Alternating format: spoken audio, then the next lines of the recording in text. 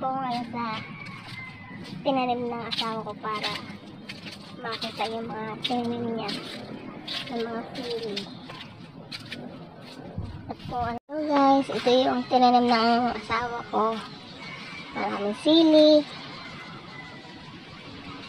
Ayan po, may pipino, may sitaw. O yung ano pa. Marami po siyang tinanim na sili.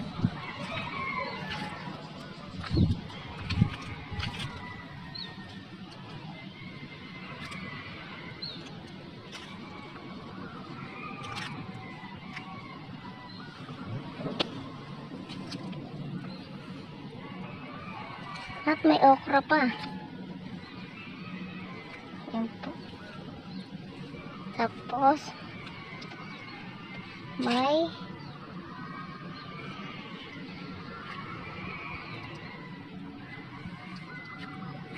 ito po mga pipino. Malapit na po siya mamunga. May bunga na po pala.